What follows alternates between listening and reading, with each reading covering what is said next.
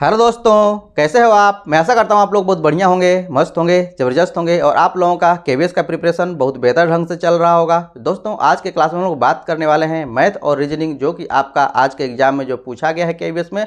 Math और reasoning के सभी 50 क्वेश्चंस के बारे में हम लोग देखने वाले हैं। तो इस वीडियो में आप अंत तक जरूर बने रहिएगा और यदि अभी तक चैनल को सब्सक्राइब नहीं किए हैं तो सब्सक्राइब आप जरूर कर लीजिएगा। सभी क्वेश्चंस जो आपको मेमोरी बेस्ड हैं उनको लिख करके आपको इसमें आपको पढ़ाया जाएगा। ऐसा नहीं है कि मुँह ज़बानी आपको पढ़ाया जाएगा। जैसा क्वेश्चन आपको पूछा गया है लगभग कुछ शब्दों में हल्का फुल्का अंतर सिर्फ हो सकते हैं, बाकी सभी के सभी कंटेंट आपको वही है। तो चलिए बिना विलंब के इनके कॉन्सेप्ट को सीखते हैं और यदि अभी तक नहीं सब्सक्राइब किया तो सब्सक्राइब जरूर कर लीजिएगा। और ये वीडियो काफ़ी आप लोगों के लिए महत्वपूर्ण है, तो इस वीडियो में आप अंत तक बने रहिएगा क्योंकि ऐसा ही प्रश्न पूछ रहा है और ऐसा ही पूछने की संभावना है। थोड़ा बहुत ऊपर नीचे उतार चढ़ाव हो सकते हैं प्रश्नों में। तो चलिए इनके कॉन्सेप्ट को सीखते हैं और देखते हैं कैसे कैसे प्रश्न आपको मैथ और रीजनिंग से पूछे गए हैं। तो अंत तक बने रहिएगा। ये 50 क्वेश्चन हैं, लेकिन इसमें 2-4 क्वेश्चन आपको कम हो सकते हैं क्योंकि 2-4 क्वेश्चन नहीं मिल पाए हैं। तो लगभग आपको 44-45 क्वेश्चन आपको हैं। तो चलिए हम लोग उन प्रश्नों को देख ही लेते हैं। अब देखिए दोस्तों, ऐसे प्रश्न आपसे पूछे गए थे, 5 अंकों की बड़ी से बड़ी संख्या में से क्या घटाया जाए कि वो 12 से क्या हो, पूर्णतः विभाज्य हो। आसानी से आप इसे बना सकते हैं। यहाँ पर 5 अंकों की बड़ी से बड़ी संख्या के बारे में बात कर रहा है। तो 9 जो है ना, 5 अंकों वाला 9 जो है 5 अंकों की सबसे बड़ी संख्या होगी। अब इसको क्या करना होगा, 12 से विभाज्य करना होगा, क्योंकि 12 से विभाज्य पूर्णतः करने के लिए बात कर रहा है और इसमें क्या घटाया जाए उसके बारे में बात करें। तो इसको पहले आप भाग दीजिएगा 96 आएगा, ठीक है ना। बचेगा क्या, आपको 3 आएगा, 39 आएगा, 12 3 36, पुनः आपका 3 आया, पुनः आपका ऊपर से 9 आएगा, पुनः 3 आएगा तो ये 36 हो जाएगा। आपको 3 आया, पुनः एक बार और 9 आपका उतरेगा तो ये आपका 36 हो गया। अंत में क्या बचा, आपको 3 बचा। ये 3 क्या हो जा रहा है, शेष हो जा रहा है। 12 से भाग दे रहे हैं तो 3 आपको शेष बच रहा है। अर्थात कहने का अर्थ क्या है कि यदि हम 3 को निकाल दें तो संख्या पूरी की पूरी क्या हो गई, 12 से विभाज्य हो जाएगी। तो इसमें से आपको क्या करना है, 3 को निकाल देना है और जो संख्या अब आपको प्राप्त होगी वो संख्या आपको 12 से पूर्णतः विभाज्य हो जाएगी। और यहाँ पर 12 से पूर्णतः विभाज्य होने के बारे में ही आपसे पूछा गया है। तो यहाँ पर आप इसे निकाल लीजिएगा तो यहाँ पर कितनी 4 9 वाली संख्या और अंत में एक क्या आ जाएगा, 9 में से 3 घटाइएगा 6 आ जाएगा। अर्थात यही इसका ऑप्शन हो जाएगा। मैं ऐसा करता हूँ कि इस प्रश्न को आप जिनके एग्जाम में पढ़ा होगा आसानी से बना लिए होंगे। चलिए नेक्स्ट क्वेश्चन की ओर चलते हैं और उनको देखते हैं। अंत तक बने रहिएगा, सभी काफ़ी महत्वपूर्ण है क्योंकि ऐसे ही पूछे जा रहे हैं। तो ये आने की संभावना सभी प्रश्नों को अति प्रबल है, बस आपका डिजिट का अंतर रहेगा अन्य क्वेश्चन में। अब देखिए दोस्तों, ऐसा ही प्रश्न आपको पूछा गया। यहाँ पर कह रहा है कि 2 समान घनों की जिनकी भुजा 6 सेंटीमीटर है। यहाँ पर कह रहा है कि 2 समान घन हैं और इनको क्या किया गया है, इनकी जिनकी भुजा आपको यहाँ पर 6 सेंटीमीटर और दोनों घन एक ही तरह के हैं। दोनों घन क्या है, आपको एक ही तरह के हैं। अर्थात इसी घन में आपको दूसरा घन भी आपको बन जाएगा, इसी घन में भी आपको क्या बनेगा, दूसरा आपका घन बन जाएगा। इस तरह से आपको ये घन बन जाएगा।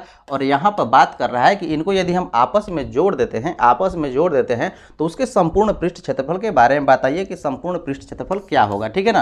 तो यहाँ पर घन की भुजा आपको दिया हुआ है कि 6 है, तो भुजाएं और यहाँ पर सभी क्या होंगे, आपको 6 होंगी, लंबाई चौड़ाई ऊंचाई क्योंकि घन है, ठीक है। इतनी बात आपको समझ में आ रही है। तो यहाँ पर जो आपको इसमें जुड़ा हुआ है घन, उसका भी आपको 6 होगा, ये भी क्या होंगे, आपको 6 ही होंगे। तो ये भी भुजा। तो ध्यान दीजिए, अब जो आपको इस तरह से बना हुआ है घनाभ, यहाँ पर क्या बन गया, आपको ये घनाभ बन गया। पहले घन था लेकिन अब बन गया आपका घनाभ। अब इसके पृष्ठ क्षेत्रफल के बारे में आपसे पूछ रहा है, तब आप इसे भी आसानी से निकाल सकते हैं। ध्यान दीजिए, इसकी लंबाई के बारे में बात करें तो 6 और 6 जुड़कर कितना हो जाएगा, 12 लंबाई हो जाएगी। और चौड़ाई तो आपको 6 ही रहेगी, क्या हो जाएगी, आपको चौड़ाई 6 ही रहेगी और ऊंचाई भी आपको यहाँ पर 6 ही रहेगी। तो यहाँ पर इसका क्या निकालना है, यहाँ पर इसका निकालना है संपूर्ण पृष्ठ क्षेत्रफल। तो संपूर्ण पृष्ठ क्षेत्रफल आप निकाल सकते हैं, ठीक है ना। LB BH HL करके इसका जो संपूर्ण पृष्ठ क्षेत्रफल है आप आसानी से निकाल सकते हैं, ठीक है ना। तो 2 × LB BH HL करके आप आसानी से निकाल सकते हैं। इसमें आपको कोई तकलीफ नहीं होने वाली है, ठीक है ना। लंबाई गुणा चौड़ाई, चौड़ाई गुणा ऊंचाई और यहाँ पर ऊंचाई गुणा लंबाई, आप आसानी से इसे निकाल सकते हैं। तो यहाँ बात करें तो 2 × लंबाई, ठीक है ना, ये आपका लंबाई हो जाएगा तो चौड़ाई आपको 6 हो जाएगा। अर्थात 12 गुना आपका यहाँ पर 6 हो जाएगा। यहाँ पर चौड़ाई गुना ऊंचाई, ठीक है ना, चौड़ाई 6 और ऊंचाई भी क्या हो जाएगा, आपको 6 हो जाएगा। तो 6 × 6 हो जाएगा और पुनः आपका ये 6 × 12 हो जाएगा। और इसी को आपको कैलकुलेट कर लेना है, जो आएगा वही उनका क्या होगा, संपूर्ण पृष्ठ क्षेत्रफल हो जाएगा, ठीक है ना। कोई दिक्कत है, यहाँ तक आपको कोई दिक्कत नहीं होनी चाहिए। तो इसे आप कैलकुलेट कर लीजिए, ठीक है ना। बरछके 72, तो 2 गुना आपका ये हो गया 72, ये हो गया आपका 36, ये हो गया, फिर पुनः आपका यहाँ पर 72 योग कर लीजिएगा। योग करके आएगा जो उसका, वही इसका संपूर्ण पृष्ठ क्षेत्रफल होगा। मैं ऐसा करता हूँ कि ये प्रश्न भी आप आसानी से बना चुके हैं क्योंकि ऐसा बहुत सारे प्रश्न हम लोग कर चुके हैं। चलिए नेक्स्ट क्वेश्चन की ओर चलते हैं। अब देखिए दोस्तों, ये सामान्य क्वेश्चन ये भी आपको पूछा हुआ था कि किसी बेलन का आपको यहाँ पर आयतन दिया हुआ है कि इसका आयतन आपको 198 सेंटीमीटर क्यूब है। तो यहाँ पर जो इसकी त्रिज्या है इसके बारे में दिया है कि 7 सेंटीमीटर है। तो इसकी ऊंचाई के बारे में आपसे पूछा है, ऊंचाई आसानी से निकाल सकते हैं। आप जानते हैं कि जो इसका आयतन होता है क्या होता है, पाई आर स्क्वायर एच आपको होता है। ठीक है, अब यहाँ पर पाई आर का वैल्यू आपको दे ही दिया है कि 7 है, तो एच निकालना है। एच निकालना है अर्थात 198 और बटा में पाई आर स्क्वायर हो जाएगा। ठीक है ना, तो पाई का वैल्यू आप रख सकते हैं यहाँ पर 22 बटा के 7। आर स्क्वायर कहने का अर्थ क्या हो जाएगा, 7 गुना 7 हो जाएगा, और एच तो निकालना ही है, तो एच इधर ही रह गया। ठीक है ना, ये इसके बटा में आ गए। अब इसे आप कैंसिल कर सकते हैं। ठीक है ना, इसे 22 से कर सकते हैं, 22 9 आप इसे काट सकते हैं पूरा का पूरा, अर्थात आपके पास इसकी हाइट आई क्या, 9 बटा के 7 आई। इसे पूर्णांक में बदलना चाहें तो एक पूर्णांक आपका आ जाएगा और 2 बटा के 7 हो जाएगा। मैं ऐसा करता हूं कि इतनी बात आपको समझ में आ रही, आप आसानी से ऐसे प्रश्नों का हाइट भी निकाल सकते हैं। तो चलिए नेक्स्ट क्वेश्चन की ओर चलते हैं। अब देखिए दोस्तों, ये आपको दो क्वेश्चन आपको पूछे गए थे। यहाँ पर था सेम वही प्रश्न था। ठीक है ना, अलग दोनों शिफ्टों में अलग अलग था। एक शिफ्ट में ये था तो दूसरे शिफ्ट में आपको ये क्वेश्चन पूछा होता है, और दोनों सेम क्वेश्चन है। यहाँ पर इसका योग पूछ रहा है और यहाँ पर इसके अगला टर्म के बारे में पूछ रहा है कि इसका अगला टर्म क्या होगा ये बताइए। बस इतना ही अंतर था। तो इसे भी आप आसानी से बना सकते हैं। कैसे बनाने का कॉन्सेप्ट भी 1/6 है, 1/12 है, 1/20 है, अर्थात 1/6 कहने का अर्थ क्या है, 1 बटा के 2 गुना 3 हो। इसके कहने का अर्थ क्या है, 1 बटा के 3 गुना 4 है। इसके कहने का अर्थ क्या है, 1 बटा के 4 गुना 5 है। उसी तरह से बढ़ता जाएगा और 1 बटा के यहाँ पर 8 7 56 हो जाएगा, 7 गुना 8 हो जाएगा। ठीक है, यहाँ तक आपको ये बात आपको समझ आ रही है, और इसी का वैल्यू आपको निकालना है। तो मैंने आपको बताया था कि ऐसी सीरीज में आपको प्रश्न हो तो आसानी से आप बना सकते हैं। यहाँ पर आपको देखना है कि इनके बीच का गैप कितना है, इनके बीच का गैप कितना है, इनके बीच का गैप 1 है, और ऊपर देख रहे हैं कि सभी 1, जितना गैप हो उतना ही ऊपर आपको संख्या होनी चाहिए। जब ये आपको प्राप्त हो तो कुछ नहीं करना है, जो आपको यहाँ पर पहला नंबर है उसमें से आपको आखिरी नंबर में से क्या करना है, आपको पहले से आपको आखिरी को घटा देना है, जो प्राप्त होगा वही उसका वैल्यू होता है। तो यहाँ पर पहला नंबर 1 बटा के 2, आखिरी 1 बटा के 8, और इसी को कैलकुलेट कर लेना है। एलसीएम लीजिएगा, 8 आएगा। ठीक है ना, यहाँ कीजिएगा, ये 4 आएगा -1, अर्थात इस टोटल का वैल्यू कितना आया, 3 बटा के 8, और यही इसका सही आंसर हो गया। मैं ऐसा करता हूँ कि इतनी बात आपको समझ में आ रही है, इसमें कोई तकलीफ नहीं है। यदि आप पूरा क्लास किए होंगे तो ये सभी बहुत ही आसान क्वेश्चन है। सभी क्वेश्चन को, इससे और भी हार्ड प्रश्नों को हमने कराया है। ठीक है ना, तो ऐसे प्रश्नों को आप देखते हैं, इसका आंसर बता सकते थे कि क्या होगा। ठीक है, तो अब यहाँ पर ये प्रश्न आपको पूछा, सेम वही प्रश्न है, बस इसके अगले 2 टर्म के बारे में आपसे पूछ दिया है। तो वही बात है, यहाँ पर भी क्या है, ध्यान दीजिएगा, ये भी 1 बटा के 6 है। ठीक है ना, 1 बटा के 6 कहने का अर्थ क्या है कि 2 गुना 3 है, और ये भी आपका ध्यान दीजिएगा, ये भी आपका यहाँ पर 3 गुना 4 है, और ये 20 कहने का अर्थ क्या है, 1 बटा के 4 गुना 5 है। तो अगला टर्म आपको निकालना है कि अगला टर्म क्या होगा। अगले 2 टर्म के बारे में आपसे पूछा था कि क्या होगा। तो ध्यान दीजिए, जब ये 5 था, इनके बीच का अंतर क्या है, 5 है। देखिए ये 3 4 4 से ये भी शुरू हो रहा है। देखिए ये 2 था, 3 था, तो 3 से पुनः 4 जाए, पुनः 4 से क्या हुआ, 5 हुआ, तो पुनः 5 से क्या जाएगा, आपको 6 जाएगा, 5 से क्या जाएगा, आपको 6 जाएगा, और उसी तरह से पुनः 6 से क्या जाएगा, आपको 7 जाएगा। कोई दिक्कत है, अर्थात जो नीचे आएगा संख्या, ये वाली जो संख्या होगी वो 1 बटा के 42 हो जाएगी, और ये वाली संख्या क्या हो जाएगी, 1 बटा के 6 5 30 हो जाएगी। मैं ऐसा करता हूँ कि इतनी बात आपको समझ में आ रही होगी। तो यहाँ पर जो आएगा वो 1 बटा के 30 हो गया, और ये आपको 1 बटा के 42 हो गया। आसानी से ऐसे प्रश्नों का आप बना सकते हैं। एक कॉन्सेप्ट यदि जानते हैं तो इसमें आपको कोई समय नहीं लगने वाला है, आसानी से आप बना सकते हैं सभी प्रश्नों को। तो मैं ऐसा करता हूँ कि ये भी बात आपको समझ में आ गई है। चलिए नेक्स्ट क्वेश्चन की ओर चलते हैं। समय कम है तो हम लोग थोड़ा सा फास्ट करने की कोशिश करेंगे। ठीक है, और यदि अभी तक नहीं सब्सक्राइब किए हैं तो सब्सक्राइब जरूर कर लीजिएगा।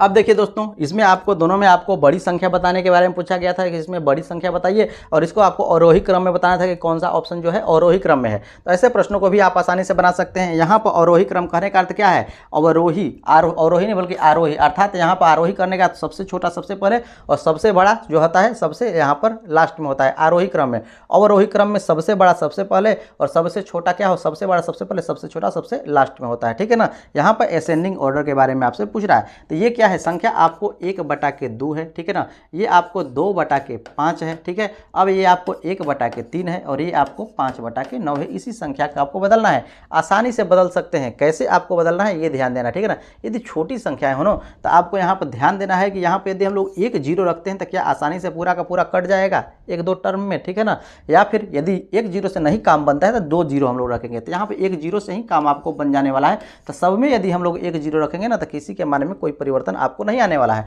यदि हम लोग इसमें भाग देते हैं, यदि ऐसा करके इसमें हम लोग भाग देते हैं तो ध्यान दीजिएगा, भाग दीजिएगा तो इसका वैल्यू आपको 5 आने वाला है। उसी तरह से इसका वैल्यू यदि आप बात कीजिएगा तो ये आपको 4 आने वाला है। इसका वैल्यू बात कीजिएगा तो 3.3 के समथिंग आने वाला है, ठीक है ना। और इसका वैल्यू आपको बात करने वाले हैं तो इसका आपको 5.955 5.5 के बारे में आपको लगभग आने वाला है। तो इसमें आपको सबसे बड़ी वैल्यू क्या प्राप्त हो रही है, सबसे बड़ी वैल्यू ये प्राप्त हो रही है, उसके बाद आपको ये प्राप्त हो रही है, उसके बाद ये प्राप्त हो रही है, उसके बाद आपको ये प्राप्त हो रही है। तो यहाँ पर करना है आरोही क्रम। आरोही क्रम करने का अर्थ क्या है, बढ़ते क्रम में आपको रखना है। तो सबसे छोटा सबसे पहले, सबसे छोटा क्या है, ये है, तो 1/3 सबसे पहले हो जाएगा। अब 3 से बड़ा क्या होगा, 2/5 हो जाएगा। अब इससे बड़ा आपको क्या हो जाएगा, इससे बड़ा आपको ये 5 हो जाएगा, अर्थात 1/2 हो जाएगा। और इससे बड़ा आपको क्या हो जाएगा, 5/9 हो जाएगा। और यही इसका अवरोही क्रम है। और इसी तरह से यहाँ पर बड़ा छोटा भी आपको निकालना हो तो भी आप आसानी से निकाल सकते हैं। तो यहाँ पर क्या करना होगा, वो भी बात आप यहाँ पर देख लीजिए ध्यान से, ठीक है ना। यहाँ पर आप ध्यान से देखिए क्या करना है आपको। यहाँ पर वही संख्या है लेकिन ये आपको 3/7 है ना। अब आपको यहाँ पर 10 से गुणा कर देते हैं ना, तो यहाँ पर 11 है, उससे बड़ी संख्या है। तो क्या करना है आपको, यहाँ पर अब 100 ले लेना है। क्या करना है आपको, डबल 0 लगा लेना है। उसी तरह से ये आपको क्या हो जाएगा, 400 हो जाएगा और बटा के आपका 11 हो जाएगा। उसी तरह से यहाँ पर बात करेंगे तो ये आपको 500 हो जाएगा और बटा के आपको 9 हो जाएगा। उसी तरह से यहाँ पर हम लोग बात करेंगे तो ये आपको 100 हो जाएगा और बटा के आपका 2 हो जाएगा, ठीक है। तो अब आप यहाँ पर भी आसानी से निकाल सकते हैं। इसे भाग दीजिएगा, दशमलव में नहीं भाग देना है, इस तरह से भाग देना है। तो 7 चौके आपका यहाँ पर हो जाएगा 28। और ध्यान दीजिएगा यहाँ पर यदि आप भाग देते हैं 7 चौके 28 तब बचता है 2, 20 आएगा। तो 7 दूना के 14 लगभग 42 पॉइंट समथिंग के बारे में जाएगा, ठीक है ना। अब यहाँ पर इसमें भाग देंगे तो 11 चौके 44 नहीं जाएगा। कितनी बार में जाएगा, 11 तिहाई 33 बार में जाएगा। और पुनः आपका कितना आ जाएगा, 7 आ जाएगा। 11 7 77 बार में आपका नहीं जा पाएगा, 6 बार में आपका जाएगा। कोई दिक्कत है, कोई दिक्कत नहीं है। अब आपको यहाँ पर ध्यान दीजिए 500 है तो 9 5 45 5 बार में जाएगा। और पुनः आप लीजिएगा तो पुनः 9 5 45, अर्थात इसका वैल्यू आपको 55 के बराबर आएगा। और इसका वैल्यू आपको भाग दीजिएगा तो 50 के बराबर आ जाएगा। अब आप आसानी से बता सकते हैं कि इसमें सबसे बड़ी संख्या कौन है। सबसे बड़ी संख्या कौन दिख रही है, 5/9 आपको दिख रही है। और 5/9 ही इसमें सबसे बड़ी संख्या हो जाएगी। मैं ऐसा करता हूँ कि ये बात आपको समझ में आ रही है, इसमें आपको कोई तकलीफ नहीं है। तो जब भी ऐसे प्रश्न आपको मिलेंगे अब आप आसानी से बना सकते हैं, इसमें आपको कोई तकलीफ नहीं होने वाली है। यही तो आपको क्वेश्चन पूछे हुए थे। चलिए नेक्स्ट क्वेश्चन की ओर चलते हैं। अब देखिए दोस्तों, ऐसे प्रश्न भी आपसे पूछे गए तो इनका केजी का योग बताइए कि इसका क्या होगा, ठीक है ना। इसका केजी का योग कीजिएगा तो कितना केजी आएगा। इसमें टोटल केजी में ही पूछा था और इसमें भी आपको टोटल केजी में पूछा था। तो ऐसे प्रश्नों को आप कैसे बनाएंगे, कुछ नहीं करना है। जो आपको पूर्णांक है उनको आपको अलग जोड़ना है, ठीक है ना। जो पूर्णांक है उनको आपको अलग जोड़ना है, जो भिन्न है उन्हें आपको अलग जोड़ना है। तो ध्यान दीजिए, यहाँ पूर्णांक 2 है, यहाँ कितना है आपको 2 पूर्णांक 1/3 है ना। ये आपको पूर्णांक में नहीं है, ये आपको 2/3 है और यहाँ पर 2 है। तो टोटल पूर्णांक को यदि आप जोड़ते हैं तो 2 और 2 आपका 4 होता है, ठीक है, कोई दिक्कत है। अब ध्यान दीजिए यहाँ पर ये 1/3 है जो आपको यहाँ पर फ्रैक्शन के रूप में है ना, भिन्न के रूप में, इनको आपको अलग जोड़ना है। इन्हें आप जोड़िएगा तो ये 2/3 और 1/3 जुड़ेंगे तो कितना होंगे, 1/1। अब 1/1 अर्थात कहने का 3/3, तो 1/1 हो जाएंगे। अर्थात इसकी वैल्यू क्या आ गई, आपको 1 आई। इनकी क्रिया कर लिए तो ये आपको 1 आ गई। कोई दिक्कत है, कोई दिक्कत नहीं है। अब ध्यान दीजिए ये आपका 600 ग्राम है और ये कितना है, ये तो हम लोग पूर्णांक जोड़ लिए हैं। अब इसका भिन्न के बारे में हम लोग बात करें तो ये क्या है, आधा केजी। आधा केजी कहने का अर्थ क्या है कि 500 ग्राम है। ये क्या है आपका 500 ग्राम है। तो 500 ग्राम कहने का अर्थ क्या है कि आधा केजी और ये है 600 ग्राम। टोटल जोड़ेंगे तो कितना आएगा 1100 ग्राम। अब 1100 ग्राम में कितना होगा 1 केजी, तो 1 केजी 100 ग्राम। 1100 ग्राम का अर्थ यही नहीं हुआ कि 1 केजी 100 ग्राम। तो इसमें और भी आपको 1 केजी जुड़ जाएगा और 100 ग्राम एक्स्ट्रा आपका इसमें जुटेगा। कोई दिक्कत है, इतनी बात आपको समझ आ रही है। अब इसको जोड़िएगा तो 6 आएगा, 6 केजी हो जाएगा और 100 ग्राम आ जाएगा, ठीक है। ये 100 ग्राम आ जाएगा, लेकिन इसको केजी में टोटल पूछा था। टोटल केजी में कितना हो जाएगा 6.1 केजी हो जाएगा, ठीक है ना। 100 ग्राम कहने का अर्थ क्या है कि 0.1 केजी, ठीक है, कोई दिक्कत है। 1000 ग्राम का 1 केजी होता है तो 100 ग्राम का 0.1 केजी, कोई दिक्कत, तो 6.1 केजी। तो ऐसे प्रश्नों को आपको बनाना है। तो मैं ऐसा करता हूँ कि इसे भी आप आसानी से बना सकते हैं, इसमें आपको कोई तकलीफ नहीं है। तो आपको क्या जोड़ना है, जो आपको यहाँ पर पूर्ण संख्याएं हैं ना उनको आपको एक साथ जोड़ना है, और जो आपको भिन्न संख्या है उन्हें आपको एक साथ जोड़ना है। कोई दिक्कत है ऐसे प्रश्नों को बनाने के लिए। तो चलिए हम लोग नेक्स्ट क्वेश्चन की ओर चलते हैं। अब देखिए दोस्तों, यहाँ पर दो आपको क्वेश्चन पूछे हुए थे, सेम इसी तरह के आपको 5 अंकों की संख्या ही थी। यहाँ पर उनके अंकों के बारे में दिया हुआ था, तो कुछ बताइए कि इसमें से दोनों का अंतर क्या होगा। इसमें सबसे बड़ी संख्या इन अंकों को मिला करके आपको बनाना था और सबसे छोटी संख्या आपको बनाना था और उन्हीं का आपको अंतर पता करना था कि कितना होगा, ठीक है ना। तो यहाँ पर देखिए ध्यान से कि ये आपको संख्या क्या है, 03459 है, ठीक है ना। 034 से सबसे बड़ी संख्या क्या बनाई जा सकती है, तो जो सबसे यहाँ पर बड़ी होगी तो 9 यहाँ पर आना चाहिए सबसे पहले, उसके बाद छोटा आना चाहिए, ठीक है ना। उसके बाद उससे छोटा जो अंत में होगा वो सबसे छोटा होगा, तो वो क्या होगा, यहाँ पर सबसे बड़ी संख्या होगी तो 9 हो गया। उसके बाद क्या आएगा, आप छोटा संख्या क्या है आपको 5 हो गया। उसके बाद क्या आएगा आपको 4 आएगा और उसके बाद 3 आएगा, उसके बाद 0 आएगा। तो ये सबसे बड़ी संख्या होगी 5 अंकों की। लेकिन यदि हम लोग यहीं पर इसके 5 अंकों की छोटी संख्या के बारे में बात करें तो यहाँ पर यदि हम बात करें तो क्या 0, 3, 4, 5, 9, क्या ये 5 अंकों की सबसे छोटी संख्या होगी, नहीं होगी। क्योंकि यहाँ पर देखिए ध्यान से, इस 0 का अब यहाँ पर वैल्यू ही नहीं रह गया क्योंकि सबसे आगे हो गया। यदि किसी एक अंक के बाद होता तो इसका वैल्यू होता, लेकिन यहाँ पर सबसे लास्ट में हो गया, तो ये आपको 4 अंकों की संख्या हो गई, 5 अंकों की संख्या हुई नहीं। तो आपको लेनी है 5 अंकों की छोटी संख्या। ये 5 अंकों क्या है, सबसे बड़ी संख्या। और यहाँ पर यह भी बात है कि अंकों की पुनरावृत्ति नहीं करनी है, तो दोहराना नहीं है किसी भी अंक को, तो आपको यहाँ पर बताना है। तो अब यहाँ पर इसके छोटी संख्या के बारे में बात करें तो छोटी संख्या के लिए जो सबसे आगे वाला वैल्यू होना चाहिए सबसे छोटा होना चाहिए, और जो सबसे आखिरी वाला वैल्यू होना चाहिए वो क्या होगा, सबसे बड़ा होना चाहिए, तभी आपको छोटी संख्या प्राप्त होगी। तो सबसे छोटा तो 0 है, लेकिन रख नहीं सकते क्योंकि 4 अंकों की संख्या प्राप्त हो जाएगी। अब रखेंगे हम लोग 3, उसके बाद छोटा है, उसके बाद हम लोग रखेंगे 4, उसके बाद ध्यान दीजिएगा 3 के बाद 4 नहीं, 3 के बाद अब 0 रखना पड़ेगा क्योंकि इसको 0 को भी आपको शामिल करना है। अब 0 रखेंगे, उसके बाद क्या आएगा आपको 4 आएगा, उसके बाद 5 और आखिरी में आपको 9 आएगा। अब इनका आपको अंतर करना है, अंतर करने पर जो आपको प्राप्त हो जाएगा वही उसका सही आंसर हो जाएगा, उन्हीं का अंतर प्राप्त हो जाएगा। तो यहाँ 10 में से 9 घटाइएगा आपको 1 प्राप्त हो जाएगा। यहाँ ध्यान दीजिए 12 में से 5 घटाइएगा आपको 7 प्राप्त हो जाएगा। ये आपका हो जाएगा 13 में से 4 घटाइएगा आपको 9 प्राप्त हो जाएगा। ये हो जाएगा 4, ठीक है ना। और ये आपका हो जाएगा कितना, 9 हो गया, और 9 में से 3 घटाइएगा 6 आएगा। अर्थात ये संख्या जो होगी उनका अंतर होगा। उसी तरह से इसे भी आप आसानी से बना सकते हैं। मैं ऐसा करता हूँ कि इसे आप आसानी से बना लेंगे, वही बात इसमें भी करनी है और इसमें कुछ भी नहीं करना है। तो दोनों के दोनों क्वेश्चन आपको पूछे हुए हैं। चलिए नेक्स्ट क्वेश्चन की ओर चलते हैं। अब देखिए दोस्तों, ऐसा प्रश्न भी आपसे पूछा हुआ था कि एक व्यक्ति ए से क्या करता है, बी की ओर जाता है और उसकी जो चाल है वो आपको 6 किलोमीटर पर आवर का चाल है, और पुनः कह रहा है कि जब ए से आता है बी से आता है ए की ओर तो उसका जो चाल हो जाता है वो 12 किलोमीटर पर आवर हो जाता है, और इनके बीच की दूरी के बारे में बात कर रहा है कि ये आपको 4 किलोमीटर है। तो आपको यहाँ पर औसत चाल इसका बताना है कि औसत क्या चाल होगा, ठीक है ना। तो एवरेज स्पीड का आपको फॉर्मूला याद रखना है कि एवरेज स्पीड का फॉर्मूला क्या होता है, ठीक है ना। एवरेज स्पीड का फॉर्मूला 2 इंटू ए बी और बटा के आपको a प्लस बी।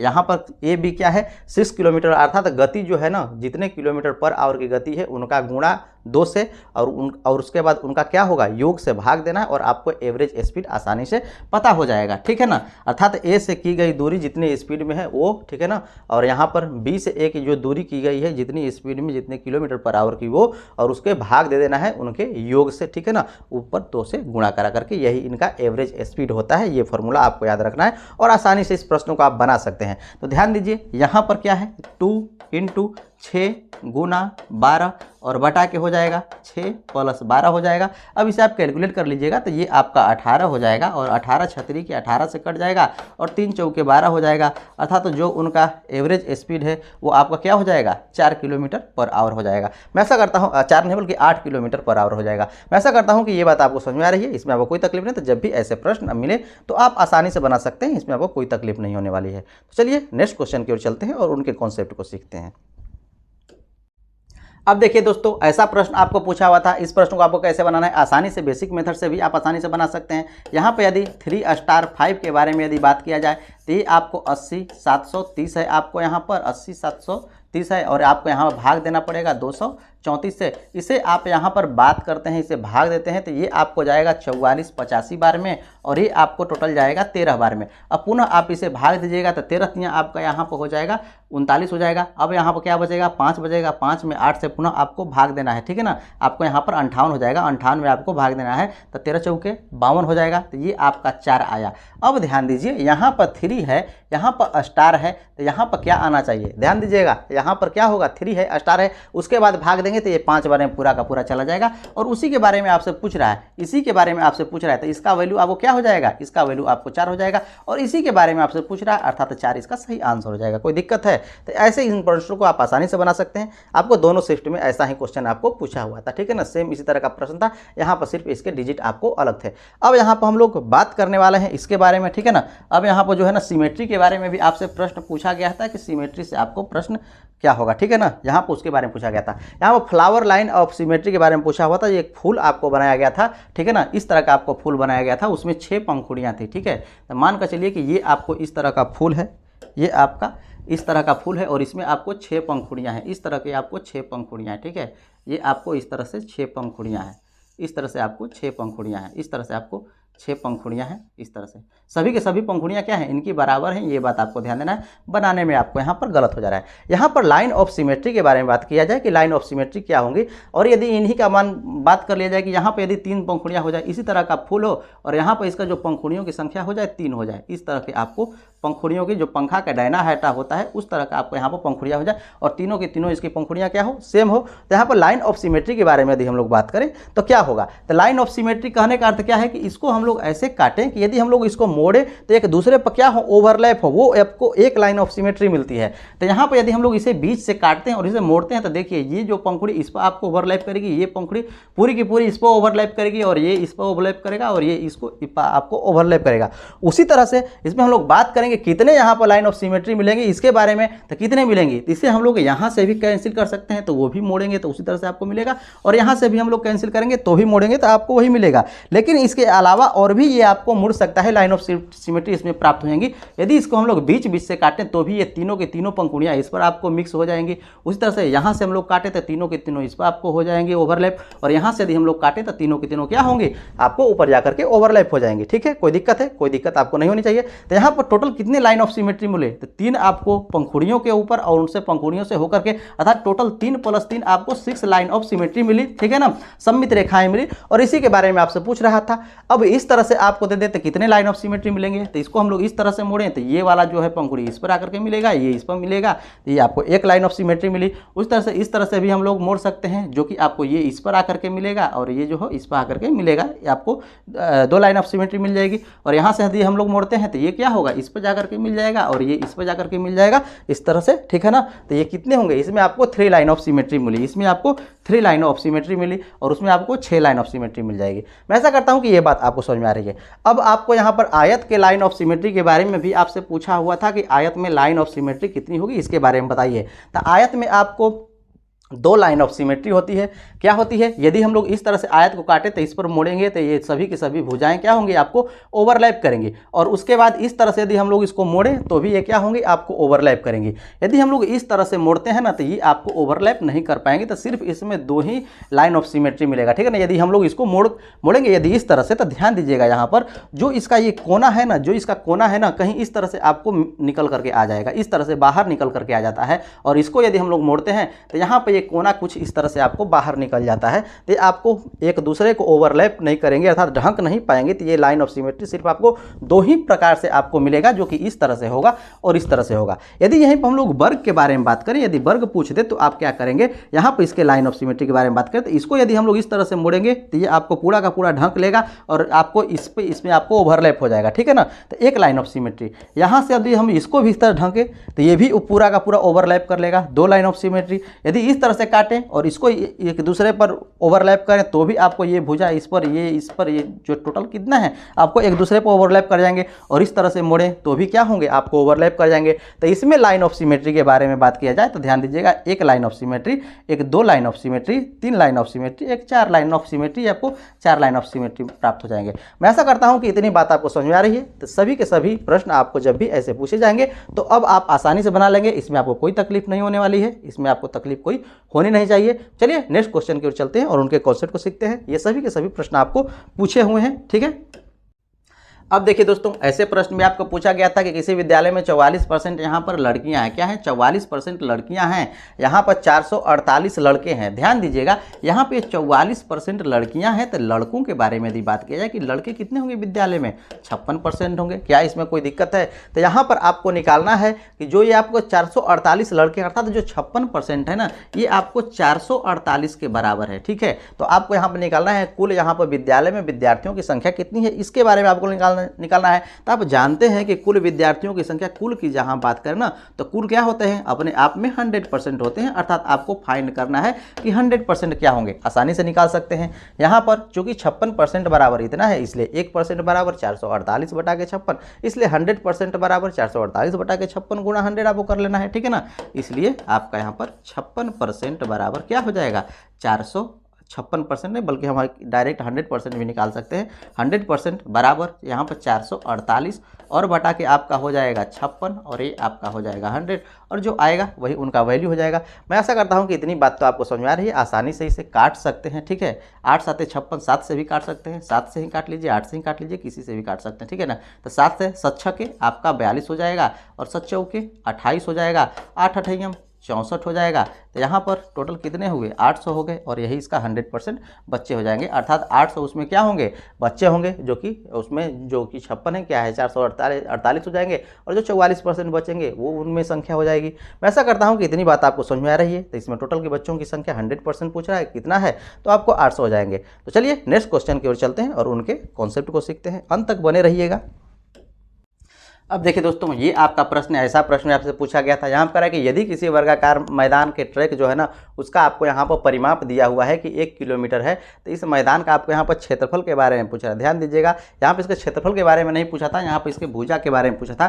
तो यहाँ पर ध्यान दीजिए, इस तरह का आपका कोई वर्गाकार मैदान है जिसकी सभी भुजाएं क्या होंगी, बराबर होंगी, सभी भुजाएं बराबर होंगी, और यहाँ पर इसका परिमाप के बारे में अर्थात इसके टोटल ट्रैक के बारे में कह रहा है कि ये 1 किलोमीटर का है। क्या है, आपको 1 किलोमीटर का है। तो यहाँ पर बात करें तो सभी चारों भुजाएं क्या होंगी, बराबर होंगी। ये भी ए होगा, ये भी ए होगा, ये भी ए होगा, क्योंकि सभी वर्गाकार है। तो यहाँ पे यदि हम लोग बात करें इसके परिमाप के बारे में, तो परिमाप क्या होगा, सभी का योग हो जाएगा। अर्थात 4a बराबर आपका 1 हो गया। ठीक है ना, 1 किलोमीटर। 1 किलोमीटर कहने का अर्थ क्या हुआ कि 1000 मीटर, अर्थात 4a बराबर कितना हुआ, 1000 आपका यहाँ पर मीटर हो गया। तो आपको निकालना था कि इसकी जो भुजा होगी ना, ये कितना होगा, तो ये 1000 और बटा के आपको 4 कर देना है। 4 कीजिएगा तो कितना आएगा, 250 आपको यहाँ पर आ जाएगा मीटर। तो 250 मीटर की आपको एक भुजा हो जाएगी। यदि आप क्षेत्रफल भी निकालना चाहे तो भुजा आपको पता हो जाए तो आप क्षेत्रफल भी आसानी से निकाल सकते हैं। मैं ऐसा करता हूँ कि इतनी बात आपको समझ में आ रही है, इसमें आपको कोई तकलीफ नहीं है, कोई तकलीफ आपको होनी नहीं चाहिए। तो चलिए नेक्स्ट क्वेश्चन की ओर चलते हैं और उनके कॉन्सेप्ट को सीखते हैं। इसमें आपको वृत्ताकार ट्रैक के बारे में भी आपसे पूछ सकता है। ठीक है ना, पूछ सकता है, नहीं आपको पूछेगा ही, इसमें आपको कोई संदेह होने वाली बात नहीं है। तो चलिए हम लोग नेक्स्ट क्वेश्चन की ओर चलते हैं, इसे भी आप आसानी से निकाल सकते हैं, इसमें आपको कोई तकलीफ नहीं होने वाली है। अब देखिए दोस्तों, ऐसे प्रश्न भी आपको पूछे जा रहे हैं, 2 गुना बढ़ा दिया जाए, यहाँ पर 4 गुना भी आपको पूछा है। ठीक है ना, तो ऐसे प्रश्नों को आप कैसे बना सकते हैं, आसानी से बना सकते हैं। यहाँ पर कह रहा है कि यदि किसी वर्ग की भुजा को 2 गुना, तो आप जानते हैं कि वर्ग कोई आपको इस तरह से, ठीक है ना, इसकी भुजा क्या होगी, ए होगी। ठीक है, यदि इसके भुजा को 2 गुना 4 गुना कितना हो गुना आपको यहाँ पर बढ़ा दिया जाएगा। मानकर चलिए कि ये आपको 2 गुना ही आपको बढ़ाए हैं या फिर 4 गुना आपको बढ़ाए हैं, तो आपको यहाँ पर पूछ रहा है कि क्षेत्रफल कितना गुना बढ़ेगा, ये बात। तो इसका क्षेत्रफल आप जानते हैं कि भुजा स्क्वायर होता है, इसका भी क्षेत्रफल भुजा स्क्वायर, क्योंकि सभी 2 गुना हो जाएंगे तो सभी भुजाएं क्या होगी, 2 गुना हो जाएंगी। तो भुजा कितना हो जाएगा आपका 2 का स्क्वायर, अर्थात इसका क्षेत्रफल जब ए स्क्वायर था तो इसका जो 2 गुना हम लोग कर दें तो इसका क्षेत्रफल कितना हो जाएगा 4a स्क्वायर। तो कितना गुना बढ़ रहा है, 4 गुना बढ़ रहा है, तो 4 गुना ऑप्शन इसका सही आंसर हो जाएगा। यदि यहाँ पर 4 गुना बढ़ा दिया जाएगा तो 4 गुना बढ़ाएगा तो कितना हो जाएगा 16 हो जाएगा। यदि इसकी भुजा को हम लोग 4 गुना कर दें और कहें कि क्षेत्रफल कितना गुना हो जाएगा, तो इसका स्क्वायर करेंगे, अर्थात 16a स्क्वायर हो जाएगा। तो क्षेत्रफल कितना गुना हो जाएगा, 16 गुना हो जाएगा। मैं ऐसा करता हूं कि ये बात आपको समझ में आ रही है और ये क्वेश्चन आपको पूछे गए हैं। चलिए नेक्स्ट क्वेश्चन की ओर चलते हैं।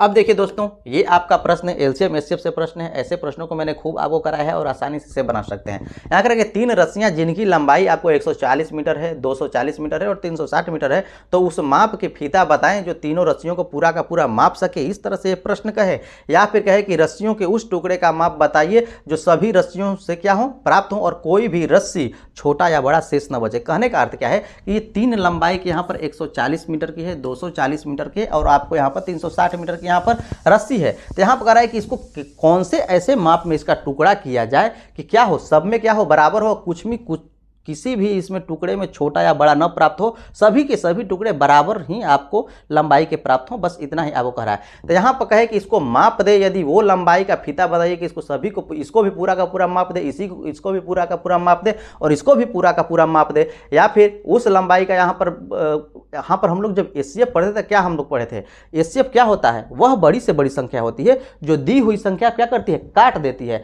और यहाँ पर यदि बात करें एलसीएम की, तो एलसीएम वह छोटी से छोटी संख्या होती है जो दी हुई संख्या से कटती है। यहां पर संख्या से क्या होता है, एचसीएफ क्या होता है, काट देता है। काट देने का अर्थ क्या हुआ कि माप देता है। यहां पर जो यूज हो रहा है वो माप देता है, वह बड़ी से बड़ी संख्या है, वहां पर एचसीएफ होती है जो दी हुई संख्या क्या करे, पूरा का पूरा काट दे, या फिर यहां पर उसे क्या करे, माप दे। कहने काटने का अर्थ क्या है कि पूरा का पूरा काट दे, कुछ भी शेष न बचे, और माप दे, कुछ भी शेष न बचे। कहने का अर्थ दोनों का एक ही है। तो यहां पर यदि इस तरह से प्रश्न हो तो इनका आपको एचसीएफ ही निकालना है, और एचसीएफ आप आसानी से निकाल सकते हैं, ठीक है ना। यदि अधिकतम के बारे में बात करें तो भी आपको एचसीएफ निकालना है, न्यूनतम की बात करेगा तब आपको एलसीएम निकालना है। तो यहाँ पर इनका आपको एचसीएफ निकालना है। एचसीएफ निकालना किसका है, आपको 140 का निकालना है, ठीक है ना। 140 को हम लोग ऐसे तोड़ सकते हैं, कैसे तोड़ेंगे, सही है ना, 20 गुना आपको 7 कीजिएगा 140 हो जाएगा।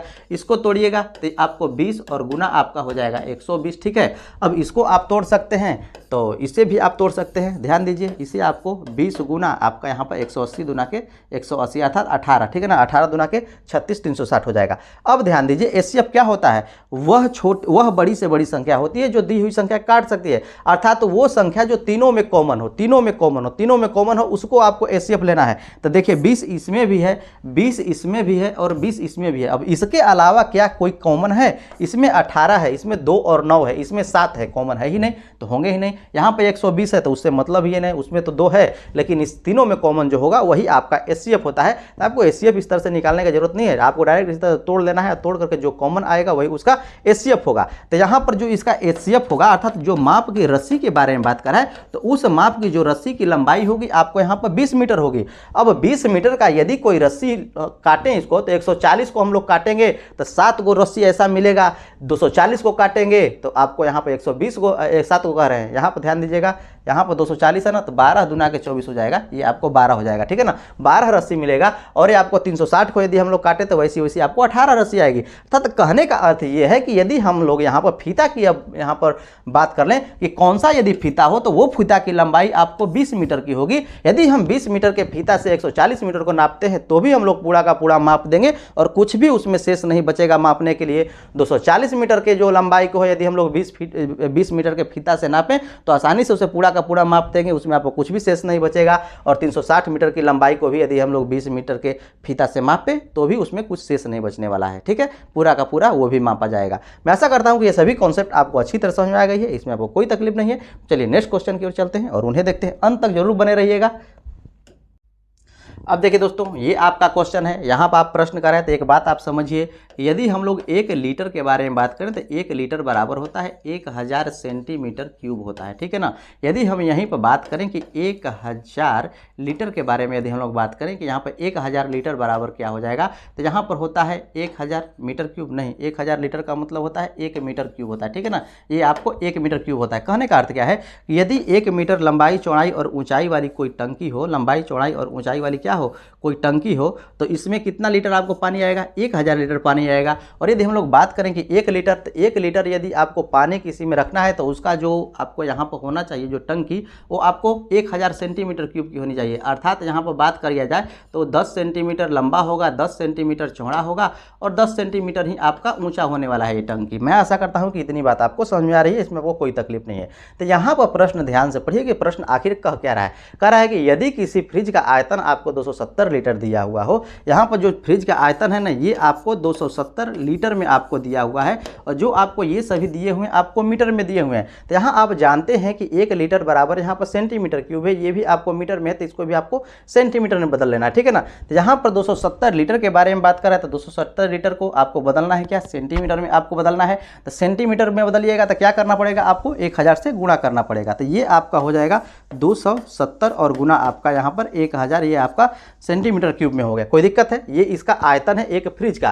कह रहा है कि इसका जो आकार है ना वो आपको यहाँ पर लंबा है 0.5 मीटर के बारे में बात कर रहा है। तो इस मीटर को क्या करना है, आपको सेंटीमीटर में बदलना है। तो 100 से क्या करना पड़ेगा, गुणा करना पड़ेगा, ठीक है ना। तो ये क्या है, आपको आयतन है, और आयतन आप जानते हैं ये क्या हो जाएगा, ये पूरा इतना लीटर उसमें आ रहा है, अर्थात उसका जो फ्रिज का आयतन है टोटल इतना हो जाएगा। और आयतन आप जानते हैं कि लंबाई चौड़ाई ऊंचाई का गुणा होता है। तो यहाँ पर इसकी जो लंबाई है 0.5 मीटर है। कहने का अर्थ क्या है कि इसमें आपको क्या करना पड़ेगा, 100 से गुणा कर लेंगे तो आपका जो यहाँ पर सेंटीमीटर क्यूब प्राप्त हो रहा है ना, तो ये सेंटीमीटर में हो जाएगा। मीटर में है तो उसी तरह से 1 मीटर है तो 1 मीटर कहने का अर्थ क्या हुआ कि आपको 100 सेंटीमीटर हो जाएगा। कोई दिक्कत है? और आपको निकालना है यहाँ पर इसका चौड़ाई, ठीक है ना, इसकी ऊंचाई के बारे में आपको निकालनी है कि ऊंचाई क्या होगी। आसानी से अब आप कैलकुलेट कर सकते हैं, ठीक है ना। तो h बराबर क्या हो जाएगा, 270 हो जाएगा, गुना आपका 1000 हो जाएगा, और बटा में ध्यान दीजिएगा ये आपका 50 हो जाएगा और ये आपका 100 हो जाएगा, ठीक है। तो इससे आपको कैंसिल कर लेना है, ये तीनों शून्य आपको कैंसिल हो जाएंगे।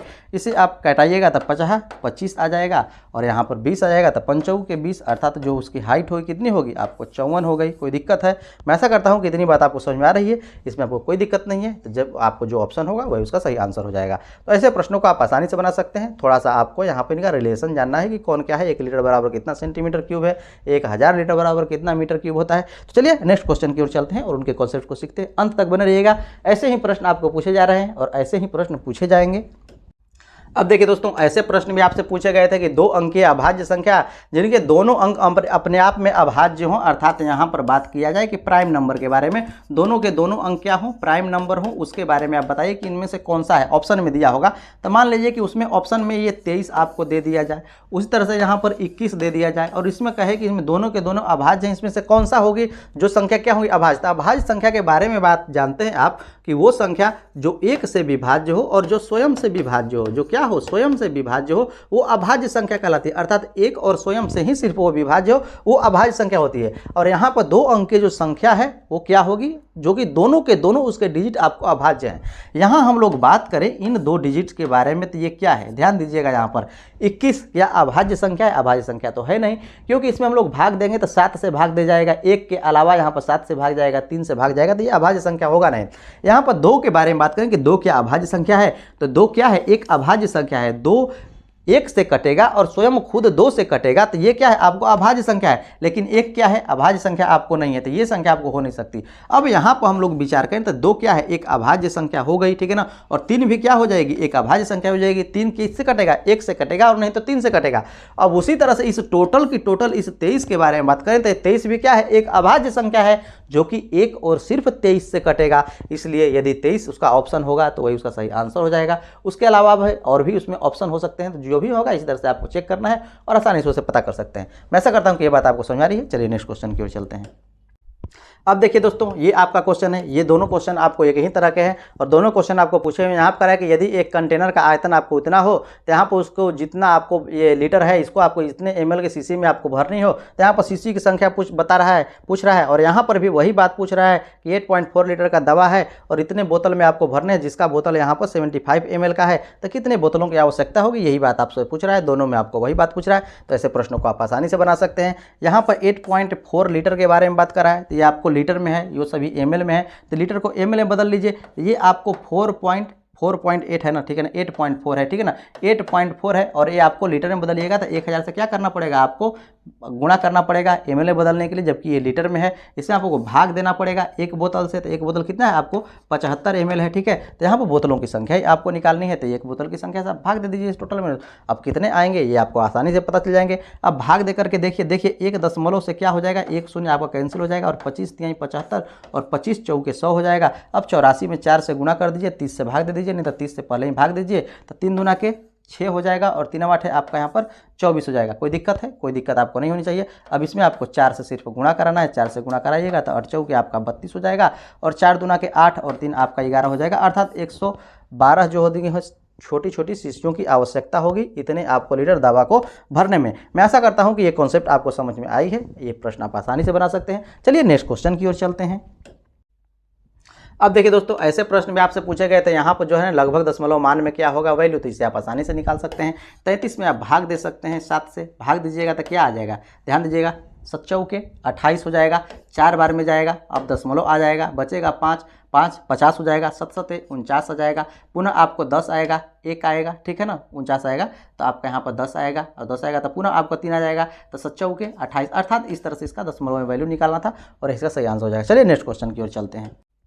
अब देखिए दोस्तों, ऐसा ही प्रश्न आपसे पूछा गया था। यहाँ पूछा गया था कि यदि एक संख्या का एलसीएम आपको दिया हुआ है कि 84 है और यहाँ पर जो उसका एचसीएफ है आपको 4 है, एक संख्या 12 है, तो आप जानते हैं कि जब दो संख्याओं का गुणा होता है ना, उनके एलसीएम एचसीएफ के गुणा के बराबर होता है। तो यहाँ पर दो संख्याएं अर्थात एक 12 है और एक आपको निकालना है और आपको एलसीएम एचसीएफ 84 और 4 प्राप्त है, तो आसानी से नंबर 2 आप निकाल सकते हैं। 84 गुना 4 कर सकते हैं और बटा में 12 कर सकते हैं। 12 सते आपका 84 हो जाएगा, 7 चौके 28 हो जाएगा। मैं ऐसा करता हूं कि ये प्रश्न अब आप आसानी से ऐसे प्रश्नों को बना पाएंगे। यदि आप नहीं जानते हैं तो ये कॉन्सेप्ट आप सीख लीजिए कि दो संख्याओं का गुणा हमेशा उनके एलसीएम एचसीएफ के गुणा के बराबर आता है, ठीक है ना, ये हर बार पूछा जाता है। चलिए नेक्स्ट क्वेश्चन की ओर चलते हैं। अब देखिए दोस्तों, ऐसे प्रश्न भी आपको पूछे गए थे, तो ऐसे प्रश्नों का फॉर्मूला होता है, लेकिन सबके लिए आपको अलग अलग फॉर्मूला याद रखना पड़ेगा। लेकिन आपको सबके लिए अलग अलग फॉर्मूला रखने की, याद करने की कोई ज़रूरत नहीं। मैं आपको एक कॉन्सेप्ट बताऊंगा और सभी के सभी क्वेश्चन आप आसानी से बना सकते हैं। कैसे आपको बनाना है, इसका आपको निकालना है सम। क्या निकालना है आपको? सम निकालना है। तो सम निकालने का पहला तरीका आप सीखिए कि जो आपका फर्स्ट टर्म है और जो आपका लास्ट टर्म है, इनका कीजिए योग। तो 1 कीजिएगा और लास्ट टर्म क्या है 151 है, इनका कीजिए योग, बटा कीजिए, उसमें 2 से भाग कीजिए और आपको क्या करना है, नंबर ऑफ टर्म्स आपको इसमें गुणा कर देना है। तो टोटल नंबर ऑफ टर्म्स कितने हैं, 1 से लेकर 151 तक, तो टोटल इसमें 151 है और इसी का योग कीजिए और जो आएगा वही उसका सही आंसर हो जाएगा। मैं ऐसा करता हूं कि इतनी बात आपको समझ में आ रही है। जब भी ऐसे प्रश्न आपको मिलेंगे तो अब आप आसानी से बना लेंगे और ऐसे ही आपको बन जाएंगे सभी के सभी क्वेश्चन, ठीक है ना। तो इन्हें आप यदि कैलकुलेट करते हैं तो ये 152 हो जाएगा। 152 कहने का अर्थ क्या हो जाएगा, 75 1 76 हो जाएगा। 76 गुना आपको 151 कर देना है और यही इसका आपको वैल्यू हो जाएगा। और नहीं तो आप जानते हैं फॉर्मूला कि n इंटू n प्लस 1 और बटा के आपको 2 कर देना है और जो वैल्यू आएगा वही इसका क्या हो जाता है, सम हो जाता है, ठीक है ना। तो n की वैल्यू कितनी है, ध्यान दीजिए, n अर्थात नंबर ऑफ टर्म्स, अर्थात यहाँ पर नंबर ऑफ टर्म्स कुल कितने हैं 151 है, तो 151 हो जाएगा और गुना आपका 151 प्लस 1 अर्थात 152 हो जाएगा और बटा के आपको 2 करना है। वही बात आपको यहाँ पर मिली 152 बटा के 2 गुना 151 और आसानी से आप निकाल सकते हैं। लेकिन सभी के लिए आप ये फॉर्मूला यूज नहीं कर सकते, तो ये आपका गलत हो जाएगा। लेकिन ये कॉन्सेप्ट है कि हर जगह आपको यूज होने वाला है। आपको फर्स्ट टर्म पर लास्ट टर्म बटा के 2 और गुना आपको नंबर ऑफ टर्म से आपको गुणा करा देना है और जो आएगा वही उसका सही आंसर हो जाएगा। कोई दिक्कत है? कोई दिक्कत नहीं होनी चाहिए। अब देखिए अगले क्वेश्चन की ओर चलते हैं। ऐसा प्रश्न भी आपको पूछा गया है। यहाँ पर 1 - 2 + 3 - 4 + 5 - 6 + 7 इस तरह से आपको दिया हुआ है, प्लस आपको 151 तक के बारे में आपको दिया हुआ है कि इसका योग बताइए। आप ध्यान से इस प्रश्न को देखिए कि प्रश्न कह क्या रहा है। ध्यान से देखिएगा, यहाँ पर ध्यान से देखिएगा।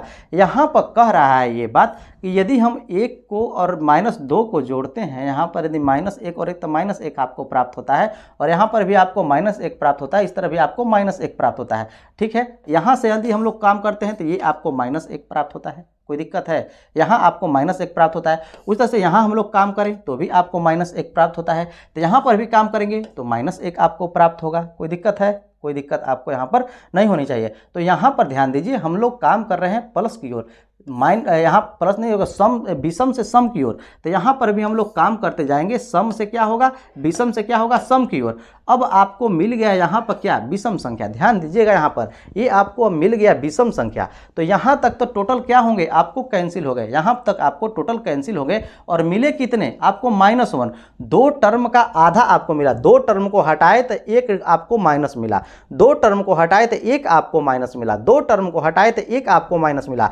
तो यहाँ टोटल टर्म्स कितने होंगे, यहाँ से लेकर के यहाँ तक टोटल टर्म कितने होंगे, यहाँ पर 151 है ना, तो यहाँ तक टर्म्स कितने होंगे आपको, यहाँ से इधर की ओर यदि हम लोग टर्म्स के बारे में बात करें तो टोटल कितने होंगे आपको 75 टर्म्स होंगे। 75 टर्म्स होंगे। तो यहाँ हम लोग 151 टर्म्स में से सिर्फ आपको 75 टर्म्स बचा। कोई दिक्कत है? यहाँ पर 150 में से सिर्फ आपको 75 बचा, क्योंकि 2 कट करके 1 आपको मिल रहा है। तो यहाँ पर कितना होगा, 75 टर्म्स आपको मिला। लेकिन आप देख रहे हैं कि सभी टर्म्स अर्थात एक एक टर्म्स का वैल्यू माइनस में है तो इसमें -1 आपसे गुणा करा देना है, अर्थात जो वैल्यू की बात करें तो ये आपको -75 मिला। मैं ऐसा करता हूँ कि इतनी बात आपको समझ में आ रही है। अब आपको अंतिम कैलकुलेशन यही करना है कि -75 और प्लस आपको 151, या फिर आप इसे इस तरह से कर सकते हैं कि 151 और -75 आप कीजिएगा तो घटाइएगा तो क्या आएगा, 76 आएगा। और इसी के बारे में आपसे पूछ रहा था कि इसका योग क्या होगा, 76 होगा। मैं ऐसा करता हूं कि ये बात आपको अच्छी तरह समझ में आ गई है। यहाँ पर जो भी क्रिया हुई है इसमें आपको कोई तकलीफ नहीं है। ऐसे प्रश्न आपको पूछे जाते हैं, तो ऐसे प्रश्न ये पूछे गए हैं, पूछे जाते ही नहीं है, पूछे गए हैं, तो ऐसे प्रश्नों को आप आसानी से, कॉन्सेप्ट यदि है तो आप आसानी से बना सकते हैं। अब देखिए ये प्रश्न है, ये भी प्रश्न पूछा हुआ है। ध्यान दीजिए, इस प्रश्न को यदि आप जानते हैं ना, इनको जोड़ने के लिए तो कुछ भी नहीं है, काम बहुत ही आसान काम है। यहाँ पर ध्यान दीजिए 1 3 5 है और ये सभी की सभी विषम संख्याएं हैं। तो यहाँ पर यदि हम लोग नंबर ऑफ टर्म्स के बारे में बात करें कि नंबर ऑफ टर्म्स कितने होंगे, इन्हीं का योग बात कर रहा है। तो जब भी आपको विषम संख्या हो ना, तो आपको इनके नंबर ऑफ टर्म्स निकालने के लिए क्या करना पड़ेगा, इसके अगली वाली संख्या अर्थात जो लास्ट वाली संख्या क्या हो जाएगी, आपको 102 हो जाएगी। सम संख्या आपको प्राप्त करना है। यहाँ लास्ट में विषम संख्या प्राप्त हो रही है तो इसको आपको सम संख्या तक ले जाना है, सबसे नजदीक। 101 के बाद 102 आपको सम संख्या होगी।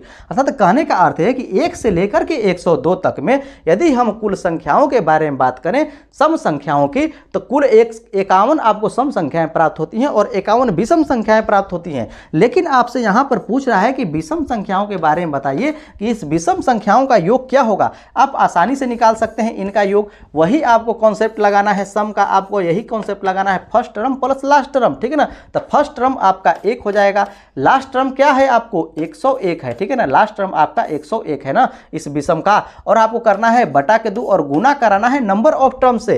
तो यहां से लेकर के टोटल यहां तक में कितने नंबर ऑफ टर्म्स मिले, टोटल संख्याएं आपको यहां पर कितनी होंगी, ठीक है ना, 102 की आधा होंगी। 102 की क्या होंगी, आपको आधा होंगी, अर्थात नंबर ऑफ टर्म्स कितने हुए, आपको 51 हुए। तो 51 से क्या करा देना है, आपको गुणा करा देना है और इसी को कैलकुलेट कर देना है। कैलकुलेट कर लीजिएगा तो क्या हो जाएगा, 102 में 2 से गुणा कीजिएगा तो ये आपको क्या हो जाएगा, ये ध्यान दीजिएगा 102 में करिएगा तब 2 से तो 51 हो जाएगा, अर्थात 51 का स्क्वायर हो गया। अब यहाँ पर इसका फॉर्मूला ये यूज होता है कि यहाँ पर यदि जो नंबर टर्म्स है ना, तो नंबर ऑफ टर्म्स का सिर्फ आपको इसका स्क्वायर कर दीजिए और विषम संख्याओं का आपको यहाँ पर निकल जाएगा। लेकिन इतना फॉर्मूला याद कौन रखेगा, इसका भी याद रखो, इसका भी याद रखो, इसका भी याद रखो, सबका याद रखना संभव नहीं है।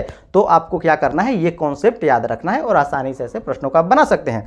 अब उसी तरह से यहाँ पर सम संख्याओं के बारे में पूछ रहा है कि सम संख्याओं का इसका आपको योग बता दीजिए। तो इसके भी आप वही काम करेंगे। क्या काम करना है, first term plus last term. यहाँ पर टोटल टर्म्स कितने हैं, 98 तक यहाँ पर टोटल नंबर है ना। तो यदि हम लोग टोटल टर्म्स के बारे में बात करें, टोटल टर्म्स के बारे में, तो इसके आधा होंगे, क्योंकि आधा इसमें सम संख्या है, आधा विषम संख्या है, तो आधा यहाँ पर आपको मिलेंगे। तो आधा कितने होंगे, आधा इसमें कितने होंगे, 49 होंगे। तो इसमें यदि टोटल टर्म्स के बारे में बात करें तो टोटल टर्म्स आपको 49 है, ठीक है। तो यहाँ पर इसका यदि आपको सम निकालना है तो आप जानते हैं कि first term plus last term करना है। तो फर्स्ट टर्म 2, लास्ट टर्म 98 बटा के 2, नंबर ऑफ टर्म्स 49, और इसी को आपको कैलकुलेट कर लेना है। तो ये कितना हो जाएगा, ध्यान दीजिए, ये 100 हो जाएगा, अर्थात 49 और गुना आपका यहाँ पर 50 हो जाएगा। कोई दिक्कत है, 100 कीजिएगा तो ये 50 हो जाएगा और आसानी से इसे कैलकुलेट कर सकते हैं। मैं ऐसा करता हूँ कि ये सभी के सभी कॉन्सेप्ट आपको समझ में आ गए हैं, सभी के सभी प्रश्न आपको पूछे गए हैं। चलिए नेक्स्ट क्वेश्चन की ओर चलते हैं। ये वीडियो थोड़ा सा लंबा हो सकता है, लेकिन अंत तक दोस्तों जरूर देखिएगा, और यदि अभी तक नहीं सब्सक्राइब किए हैं सब्सक्राइब जरूर कीजिएगा। चलिए नेक्स्ट क्वेश्चन की ओर चलते हैं। अब देखिए दोस्तों, ये प्रश्न में आपसे पूछा गया है कि यदि 8 केलों के एक गुच्छे का कीमत आपको 24 है तो 66 केलों की कीमत कितनी होगी, जबकि यदि एक हम लोग अकेला यदि केला लेते हैं तो आपको 4.5 रुपये का मिलता है। यहाँ पर ध्यान दीजिए, कह रहा है कि यदि 8 केलों की एक गुच्छों की कीमत, तो यदि 8 केलों की एक गुच्छों के बारे में बात करें जिसमें 8 केले हैं तो इसकी कीमत आपको 24 रुपये है। और एक केले यदि हम लोग अलग से लेते हैं, एक केला यदि हम लोग अलग से लेते हैं तो हम लोग देना पड़ेगा 4.5 रुपये, और एक गुच्छा में लेते हैं तो उसका एक गुच्छा, यहाँ पर 8 केलों का एक गुच्छा आपको 24 रुपये मिलता है। यहाँ पर आपको लेना है 66 केले। कितना लेना है आपको, 66 केले लेना है, ठीक है ना। ये आपको 66 केले लेना है। तो यदि हम लोग इसमें बात करें तो इसमें कितने गुच्छे बनेंगे 66 में, तो 8 8 64, तो इसमें आपको 8 गुच्छे बनेंगे। तो 8 गुच्छे बनेंगे तो 8 गुच्छों का कीमत यदि हम बात करें तो जब एक गुच्छे का कीमत आपको 24 रुपये है तो 8 गुने गुच्छे का कीमत 24 गुना 8 हो जाएगा। अब यहाँ पर आपके पास बचा, यहाँ पर कितना हो जाएगा, यहाँ से तो आपको 8 गुच्छे मिले ना, ये आपको गुच्छे मिल गए, ठीक है, ये आपको गुच्छे हो गए, 8 गुच्छे हो गए। अब आपको 8 8 64 थे, लेकिन इसमें बचा कितना, यहाँ पर 64 घटा दीजिएगा तो बचा कितना, 2 इसमें क्या बचे, शेष बचे, और शेष को आपको अलग से लेना होगा। ये क्या होंगे, आपको टूट गए गुच्छों से, तो ये आपको 2 को शेष लेना होगा, और 1 को लेने का यहाँ पर है कि कह रहा है कि 1 केला 4.5 रुपये का है, तो 2 केला तो 2 गुना 4.5 रुपये आपको देना पड़ेगा, अर्थात 9 रुपये देना पड़ेगा। टोटल कीमत के बारे में बात करें तो इन्हें आप गुणा करा दीजिए, 8 चौके आपका यहाँ पर 32 हो जाएगा, और 8 दूना के 16 3 आपका 19 हो जाएगा, और आपको यहाँ पर 9 रुपये क्या करना पड़ेगा, और भी आपको यहाँ पर जोड़ना पड़ेगा, अर्थात 201 रुपये देना पड़ेगा। मैं ऐसा करता हूँ कि ये कॉन्सेप्ट आपको समझ में आई है, इसमें वो कोई तकलीफ नहीं है। चलिए नेक्स्ट क्वेश्चन की ओर चलते हैं। अब देखिए दोस्तों, ये आपका क्वेश्चन है, यहाँ पर ध्यान दीजिए, प्रश्न का क्या है, यदि दो संख्याओं का अनुपात आपको 3:4 है और इनका जो एलसीएम है 180 है, तो आपको संख्याएं ज्ञात करनी है। यहाँ नंबर्स का अनुपात आपको दिया हुआ है कि जो नंबर्स का अनुपात है n1 n2 का जो अनुपात है ना, ये आपको दिया हुआ है कि 3:4 है। तो यहाँ पर एलसीएम आपको दिया हुआ है, तो आपको इन संख्याओं को निकालना है। जब आपको एलसीएम दिया हो, जब आपको एलसीएम दिया हो और नंबर्स आपको निकालने हो कि क्या होंगे, तो कुछ नहीं करना है। एलसीएम आपको इनका पता है 180 ना, तो आपको पहला नंबर निकालने के लिए क्या करना पड़ेगा, आपको पहला नंबर यदि निकालना है तो दूसरे के अनुपात इससे भाग देना है। तो पहला नंबर किस में, एलसीएम में आपको भाग देना है। तो पहला नंबर निकालना है तो एलसीएम 180 है, दूसरे का अनुपात कितना है, 4 है, इससे यदि हम लोग भाग देंगे तो आपको पहला नंबर निकल जाएगा।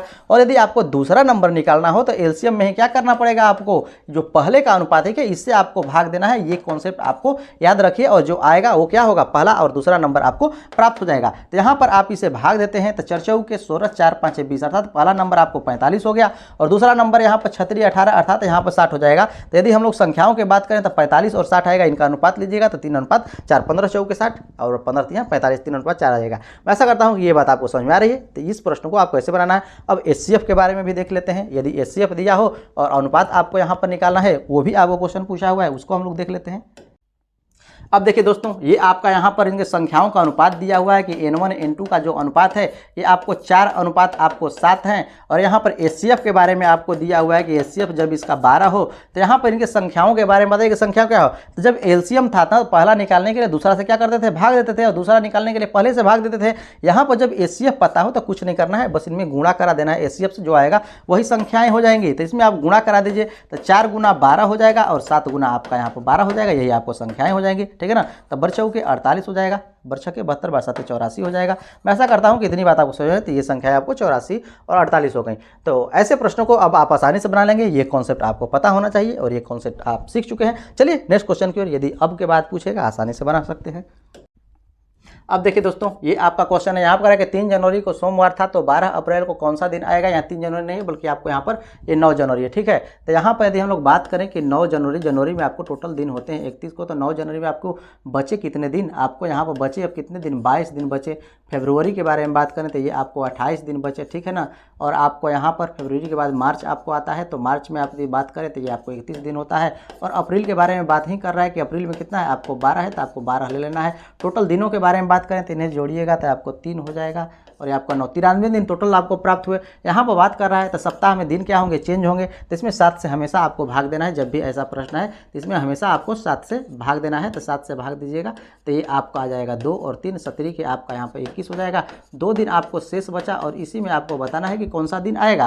तो यहाँ पर बात कर रहा है सोमवार, सोमवार के बाद क्या आएगा, मंगलवार एक दिन आएगा, और एक दिन आपको बुधवार आएगा। तो यहाँ पर जो 12 तारीख को कितना कौन सा दिन आएगा, बुधवार आएगा, और वही उसका सही आंसर हो जाएगा, ठीक है ना। अब देखिए दोस्तों, ये उसी तरह का प्रश्न इसे भी आप बना सकते हैं। यहाँ पर 18 दिसंबर के बारे में बात कर रहा है, तो 18 दिसंबर आप जानते हैं कि टोटल 31 दिन का होता है। तो यहाँ पर यदि हम लोग दिसंबर में बात करें तो दिसंबर में कितने दिन आपको बचे, दिसंबर में यदि दिन बात करें तो इसको घटा लीजिए, ठीक है ना।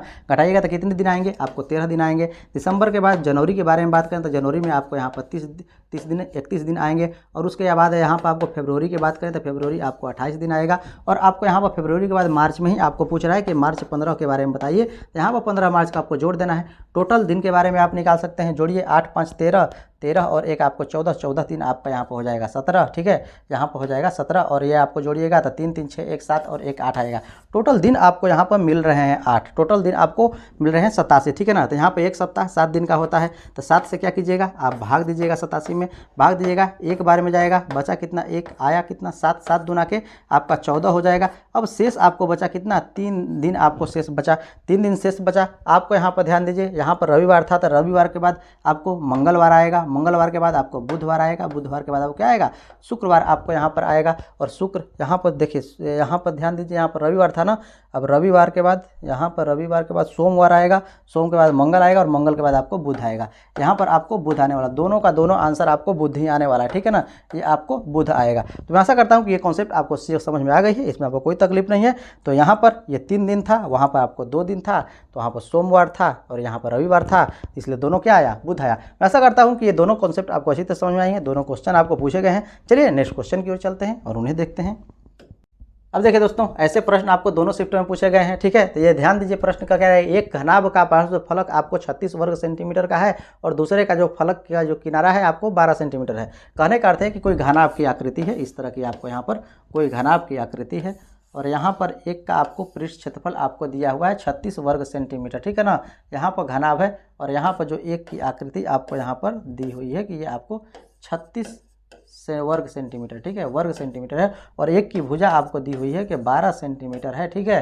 तो आपको यहाँ पर निकालना है आयताकार फलक का क्षेत्रफल आपको निकालना है, ये बात आपको निकालनी है, ठीक है ना। एक घनाभ का पार्श्व क्षेत्रफल इतना वर्ग सेंटीमीटर है। एक बात आप हमेशा ध्यान दीजिएगा, यहाँ पर जो है ना, यहाँ पर थोड़ा सा क्वेश्चन गलत हो गया है। यहाँ पर जो इसका ये जो पृष्ठ क्षेत्रफल है, ये जो है ना पार्श्व पृष्ठ क्षेत्रफल, ठीक है ना, अर्थात इसके बारे में यदि बात करें तो ये आपको वर्गाकार है, ठीक है ना, ये आपको वर्गाकार है, लेकिन ये जो है ना इसका जो है आयताकार है और आयताकार आपको इसमें आपको दिया हुआ है कि इसकी एक भुजा है तो दूसरी भुजा निकालिए, जबकि ये क्या है, वर्गाकार है। तो इसका यदि ये क्षेत्रफल इतना वर्ग सेंटीमीटर है तो इसका क्या करना पड़ेगा, आपको इसका निकाल सकते हैं एरिया से, इसकी भुजा आप निकाल सकते हैं। तो इसका भुजा क्या हो जाएगा, ये वर्गाकार है तो वर्गाकार होगा तो कितना हो जाएगा, 6 के 36 हो जाएगा, अर्थात यहाँ पर भुजा स्क्वायर होता है ना वर्ग का, तो ए स्क्वायर बराबर 36 हो जाएगा। इसलिए एक भुजा के बारे में बात करें तो ये आपका 6 हो जाएगा। यहाँ पर जो क्वेश्चन है, क्वेश्चन में यहाँ पर बात करें जो फलक है ना, ये आपको वर्गाकार फलक है, जो ये फलक है ना ये आपको वर्गाकार फलक है। इस क्वेश्चन में थोड़ा सा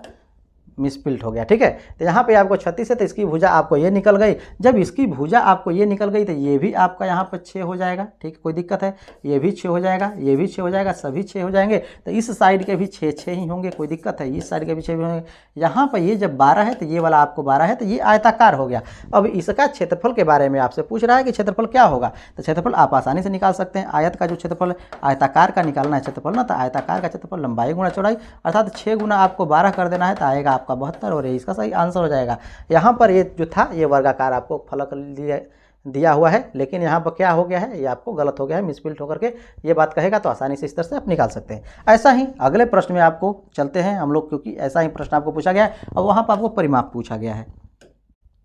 अब देखिए दोस्तों, ये भी वही क्वेश्चन है, ठीक है ना, यहाँ पर ये भी वर्गाकार फलक ही है, ठीक है, ये वर्गाकार आपका फलक है और इसका आपको दिया हुआ है कि जो एक साइड का जो है ये आपका वहाँ पर 100 वर्ग सेंटीमीटर है, ठीक है। इस तरह का सेम उसी तरह का आपको ये भी है फलक और यहाँ पर जो दिया हुआ है वो आपको 100 वर्ग सेंटीमीटर है। इसका जो है क्षेत्रफल आपको दिया हुआ है 100 वर्ग सेंटीमीटर है, अर्थात ए स्क्वायर बराबर 100 है, इसलिए इसकी एक भुजा आप 10 निकाल सकते हैं। तो ये भी 10 हो जाएगा, ये भी 10 हो जाएगा, ये भी 10 हो जाएगा, ये भी 10 हो जाएगा और इसकी एक भुजा भी आपको 12 ही दी हुई है। तो आपको इसका परिमाप अब पूछ रहा है कि इसका जो टोटल परिमाप है ना, इसके बारे में इसका परिमाप बताइए क्या होगा। तो आसानी से इसका भी परिमाप आप आसानी से निकाल सकते हैं। कैसे निकालेंगे, तो परिमाप आप जानते हैं, 2 इंटू लंबाई प्लस चौड़ाई। लंबाई है 12, चौड़ाई इसकी कितनी है, हर जगह 10 ही होगी क्योंकि 10 के ही बारे में बात कर रहा है, ठीक है ना। ये क्या है, आपको घनाभ है, ठीक है, तो ये आपको 10 हो गया, तो यहाँ पर ये आपको 10 हो गया, अर्थात 22 हो जाएगा। तो 2 गुना 22 अब कर लीजिएगा, कितना आएगा, परिमाप 44 आएगा और ये इसका सही आंसर हो जाएगा। मैं ऐसा करता हूँ कि ये भी कॉन्सेप्ट आपको समझ में आ गई है। तो ऐसे प्रश्न भी आपको पूछे जा रहे हैं, आपको अच्छी तरह से सबको देखना है और ऐसे ही प्रश्न पूछे जा रहे हैं तो ऐसे ही प्रश्न पूछे जाएंगे। हो सकता है थोड़ा बहुत ऊपर नीचे भी पूछे जाएँ क्योंकि उसका सिलेबस ही है, जो चाहे वो पूछे।